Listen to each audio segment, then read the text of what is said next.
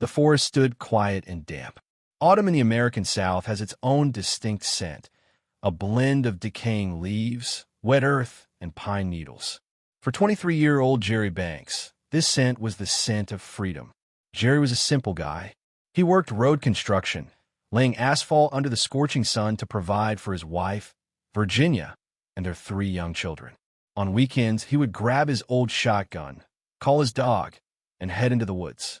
It was his way of taking a break from the noise, the debts, and the hard labor. He hoped to bag a rabbit or, if he got lucky, a deer to bring home some fresh meat. That day, he was walking a familiar trail. His dog ran happily ahead, sniffing out animal tracks. Jerry had no idea that with every step, he was drawing closer not to prey, but to the end of his life as he knew it. Suddenly, the dog's bark changed. It wasn't the excited bark of chasing a rabbit, but something anxious, pitiful. The dog stopped near some thick bushes and refused to go any further. Jerry stepped closer, parting the branches. The world around him tilted. On the ground, in unnatural poses, lay 2 people, a man and a woman. They were dead. They were Marvin King, a 38-year-old music teacher, and Melanie Hartsfield, his 19-year-old former student. Both were white. Both had been shot. Rigor mortis had already begun to set in. Their eyes stared up at the autumn sky, drifting indifferently over the forest. In that moment, Jerry Banks faced a choice that would define his fate. He was a black man in rural Georgia in 1974. He was standing over the corpses of 2 white people. In his hands was a loaded weapon. Self-preservation instinct screamed at him. Run, get out of here, and forget you saw this. No one will believe you. If he had turned and walked away, the rain would have washed away his tracks. Perhaps he would have lived a long life, raised his children, and grown old beside Virginia. But Jerry Banks was an honest man. He was raised to believe that when you see trouble, you must help or report it. He couldn't leave them there. With trembling hands, he pulled his dog away. He stepped out onto the road and began waving his arms, trying to flag down a passing car. Stop! There are dead people back there. Call the police, he shouted. The driver who stopped looked at the terrified young man with a shotgun and sped off to the nearest phone. A short while later, the forest filled with the wail of sirens. Henry County Sheriff Jimmy Glass and his detectives arrived. They saw the gruesome murder scene, and then they saw Jerry. He stood off to the side, expecting to be thanked for his vigilance. He was ready to tell everything he saw, how he found the bodies, how he called for help. But the policemen's stares were cold. They didn't see a witness. They saw the perfect suspect, black, armed, at the scene of the crime. Is that your shotgun, boy? One of the detectives asked, keeping his hand on his holster. Yes, sir. I was hunting, Jerry replied. His voice trembled, not from guilt but from shock. Hunting, you say? The detective exchanged glances with his partner. Looks like you bagged something bigger than a rabbit today. Jerry Banks was put in a patrol car for questioning. He thought it was a formality. He believed the truth would protect him. He didn't know that the Henry County Police were under immense pressure. 2 white people had been killed, a respected teacher and a young girl. The community demanded blood. They needed a killer, and they needed him immediately. And Jerry Banks, without intending to, voluntarily walked into a trap from which there was no escape. In the Henry County Police Station, the air was thick with tobacco smoke and tension. Sheriff Jimmy Glass and his detectives realized this wasn't just a murder. It was a high-profile case. 2 white people found dead in the woods, and in such a compromising situation, a teacher and a former student. It was a scandal. The press was already blowing up the phones. The community was terrified. They needed a narrative. Simple, understandable, and scary. And Jerry Banks fit into it perfectly. The police's theory went like this. A black guy was wandering through the woods, stumbled upon the couple, decided to rob them, and shot them. But there was one problem. The evidence didn't add up. Jerry voluntarily surrendered his old single-barrel shotgun.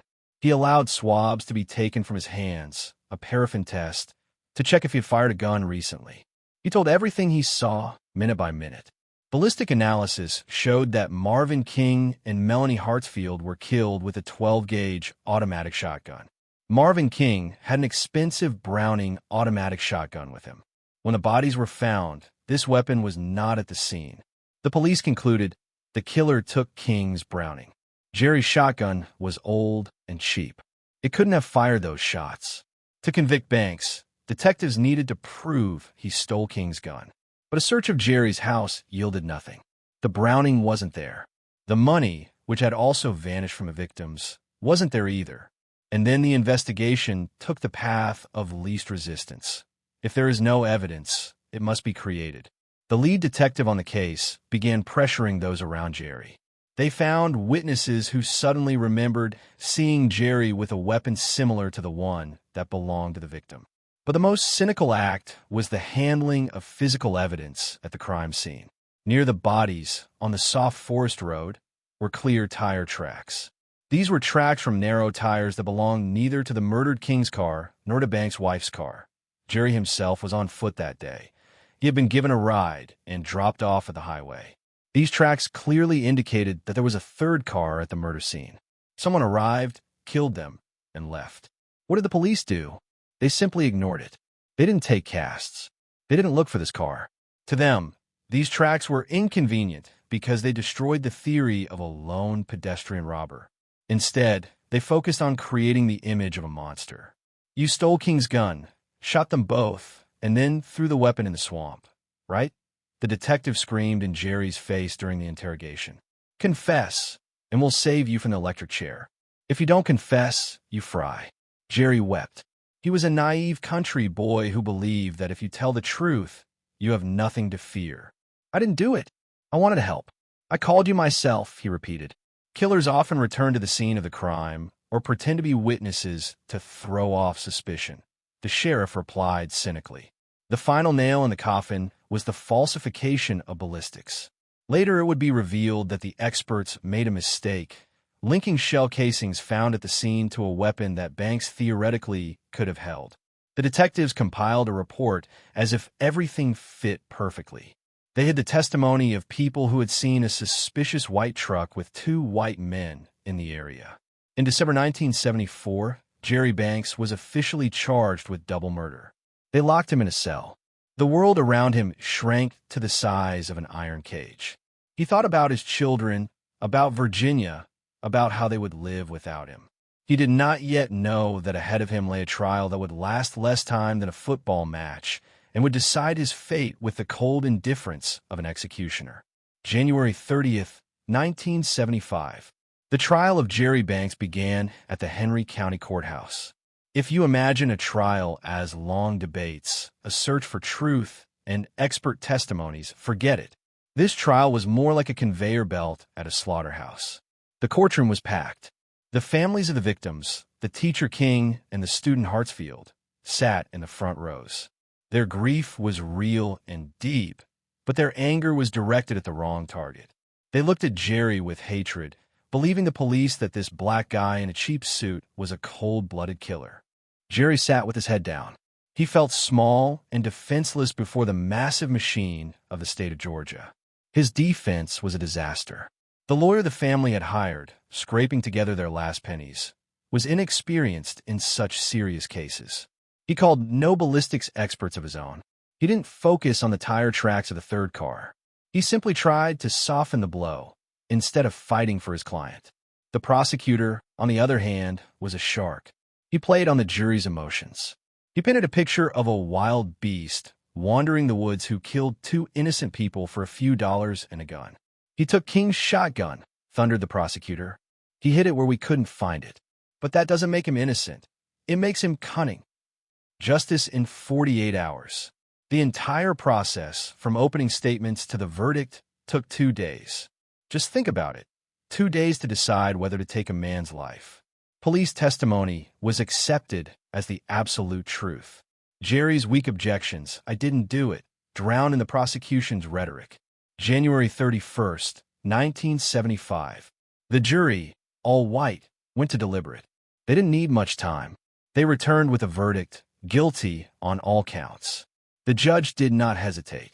In the state of Georgia, the death penalty was gaining momentum again after a brief hiatus. Society demanded toughness. "Jerry Banks, you're sentenced to death by electrocution," the judge's voice rang out. Jerry didn't cry. He was numb with shock. There was a ringing in his ears. He looked at Virginia, his wife, who was sobbing in the courtroom, and realized his life had just ended, even though his heart was still beating. He was transferred to the state prison in Reidsville. His new home became death row. It was the most terrifying place in Georgia. It smelled of fear, sweat, and hopelessness. Jerry's neighbors were real killers, rapists, maniacs, people who had lost their humanity. And among them, him, a simple guy who just went hunting on the wrong day. But the scariest thing wasn't the inmates. The scariest thing was it. The electric chair. The prisoners called it Old Sparky. It stood in a special room. Jerry later recounted that the most horrible days were when the guards tested the equipment. When the generators were turned on, the lights in the cells dimmed and flickered.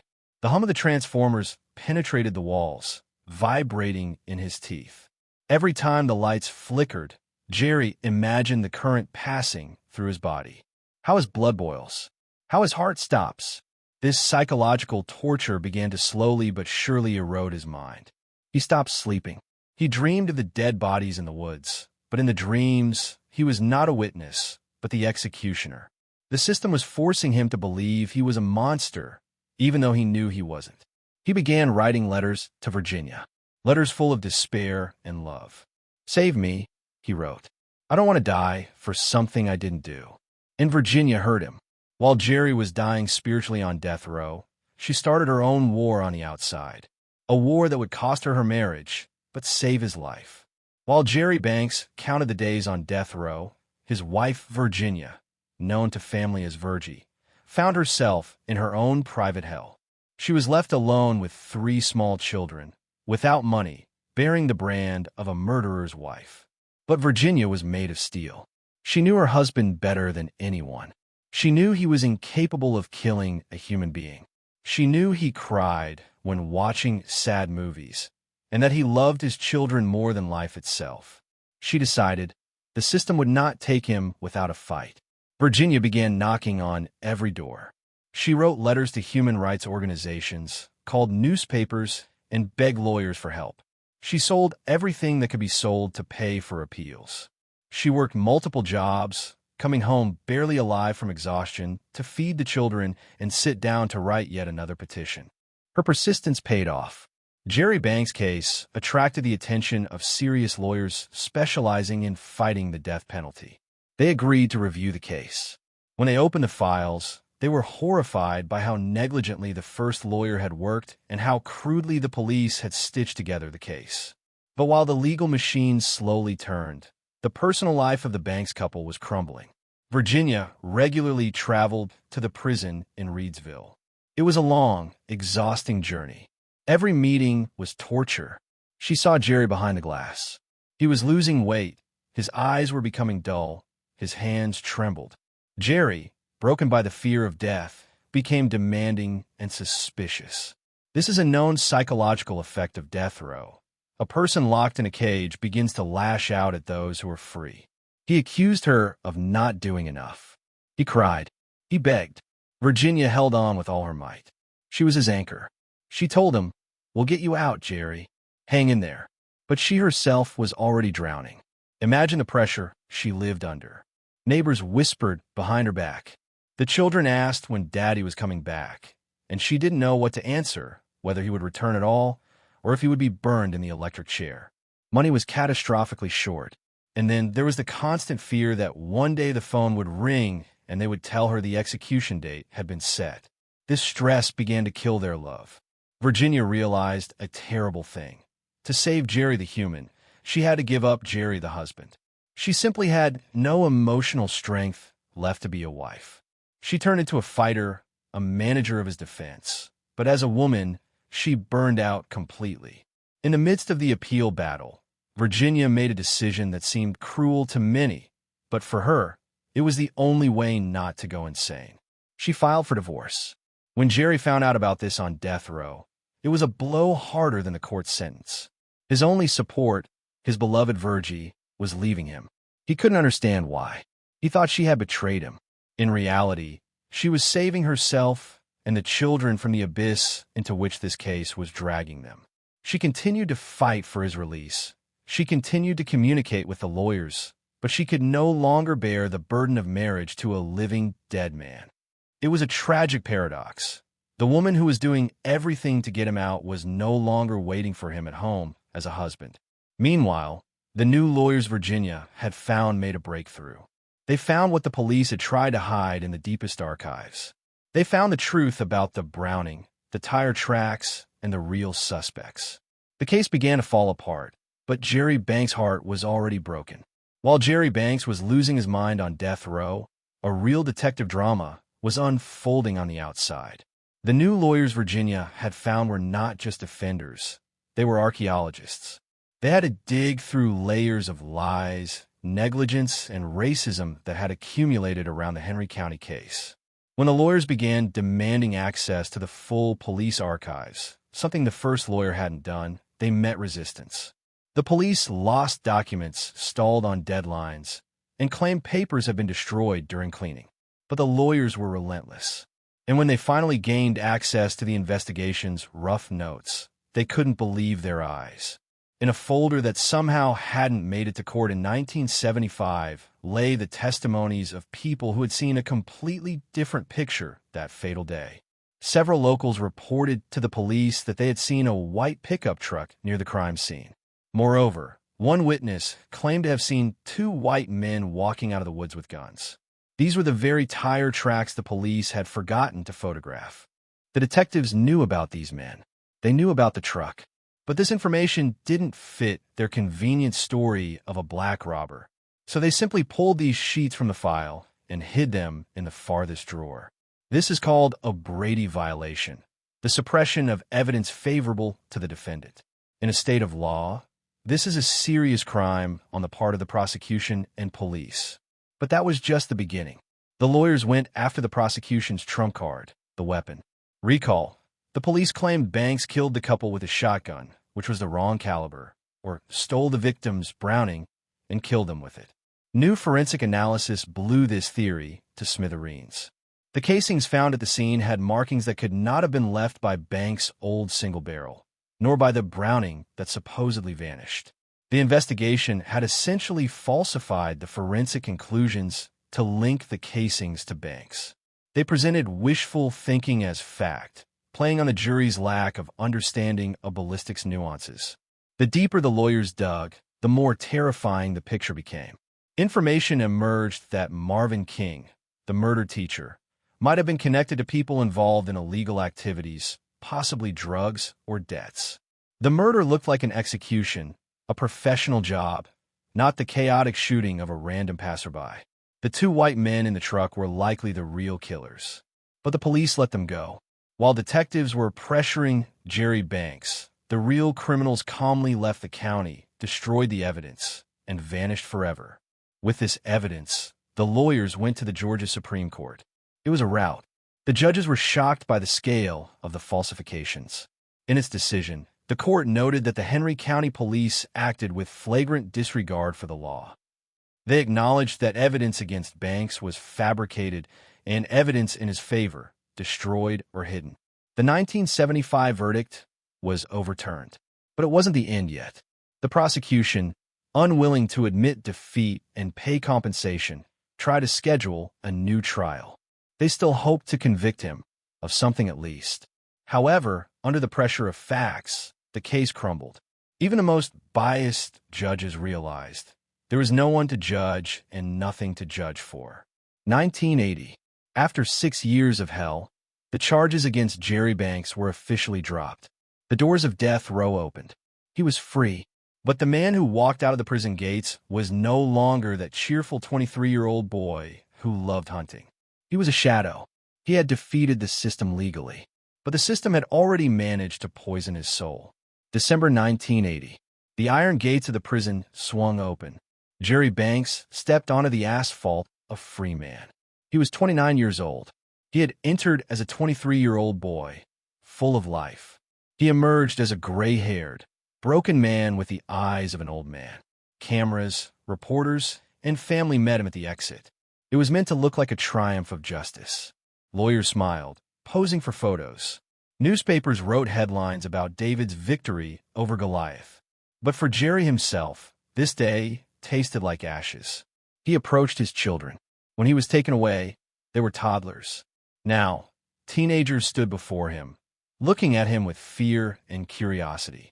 They had grown up without him. He had missed their first steps, their first words, their first school days. To them, he was a legend, a photo on the mantelpiece, not a living father. And standing nearby was Virginia, the woman who had pulled him from a grave. She embraced him, but there was no longer that same warmth in her arms. They were divorced, legally and emotionally. It was the cruelest irony of fate. Jerry returned home, but he no longer had a home. Virginia had remarried, or was trying to build a new life, to provide for the children. She loved Jerry as a friend, as the father of her children, but not as a husband. 6 years of struggle had burned her feelings to the ground. Jerry tried to start living, but it turned out that leaving death row physically was much easier than leaving it mentally. A prison noise settled in his head. He couldn't sleep in silence. He needed the clanging of bars and the footsteps of guards. When he fell asleep, he dreamed of the electric chair. He would wake up in a cold sweat, screaming that he was about to be executed. This is what we call PTSD, post-traumatic stress disorder, today, but in 1980 rural Georgia, no one knew such words, and no one offered him psychotherapy. They just told him, "Be glad you're alive, boy. Find a job and be a man." But finding a job was impossible. To the law, he was innocent. To society, he remained that guy tried for murder. People in Henry County were stubborn. Many still believed the police. They whispered, "There's no smoke without fire." Maybe he didn't kill them, but something about it was definitely fishy. Employers turned him down. Neighbors crossed to the other side of the street. Instead of apologies from the state, he received the cold shoulder of society. No compensation for the 6 years of hell was paid immediately. Those were long legal battles. He went out into the world as poor as he had entered it. Jerry tried to win Virginia back. He begged her to try again. "I'm the same Jerry," he said. But that wasn't true. He wasn't the same. He was nervous, depressed, sometimes aggressive. Prison had taught him how to survive, but made him forget how to live. Virginia, who had already given him all her strength, simply couldn't carry this cross any further. She refused to reconcile the marriage. This became the point of no return. Jerry realized he had won the trial, but lost his life. He saw the real killers, those 2 white men in the pickup, walking free, unpunished by anyone. He saw the cops who had broken his destiny continuing to wear badges and collect salaries, and he was left with nothing. He began drinking to drown out the voices in his head. But alcohol only made the nightmares more vivid. He often sat in his room, staring at the wall, thinking that perhaps the electric chair would have been the easier way out. That would have been an end. But this was endless agony. A year of his freedom passed.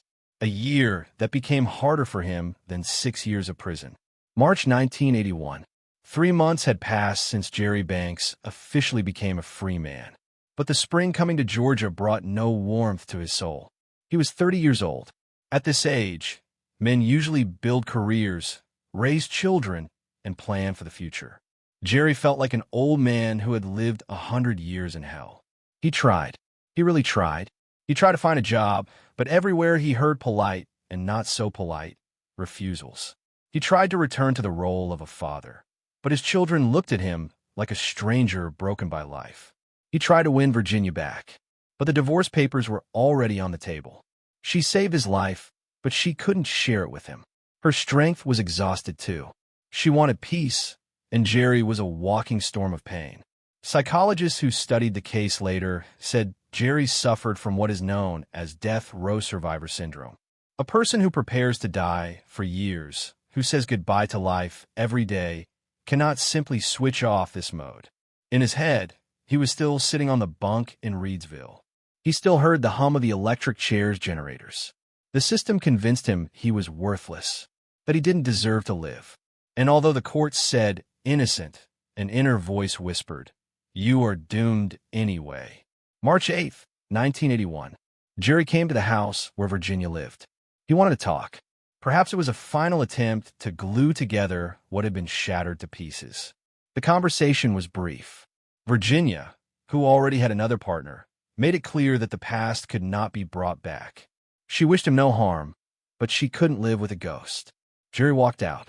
He realized his fight was over. He had defeated the state of Georgia, defeated the prosecutor, defeated the corrupt cops. But he lost the main battle, the battle with himself. He took a weapon in his hands. What a cruel irony. He was accused of murder with a weapon he didn't have. And now he held a real weapon to do what the prosecutor demanded of him in 1975, take a life. The sound of a gunshot tore through the silence. This time there was no trial, no jury, no appeals. Jerry Banks passed sentence on himself and executed it instantly. He died from a gunshot wound to the chest. The death he escaped in the electric chair caught up with him in freedom. Jerry Banks' death shook America even more than his release. Newspapers wrote, the state didn't flip the switch, but it loaded the gun. Everyone understood. This wasn't suicide. This was a delayed execution. 6 years on death row killed his soul, and his body was just living out its time by inertia. After his death, the fight continued, but now for his children. Sometime later, the state of Georgia, attempting to wash away the shame, paid Jerry's children compensation, $150,000. It was a pathetic sum for a father's life. $50,000 per child. The price of a human life, in the eyes of the system, turned out to be equal to the cost of a nice house. The Jerry Banks case became a textbook example for lawyers and death penalty opponents. It showed that the system makes mistakes. Innocent people end up on death row. Exoneration is not a happy ending. You can't just release a person onto the street after hell and expect them to be normal. They need rehabilitation, which Jerry didn't get. Criminals went unpunished. The Real killers of King and Hartsfield were never officially found and convicted. The case remained a cold case, even though everyone knew about the 2 white men in the truck. Jerry Banks lies in a cemetery in Georgia. There is no mention of the trial or prison on his tombstone. But his story lives on as a warning. Just as blind to facts becomes an executioner for the innocent. The end.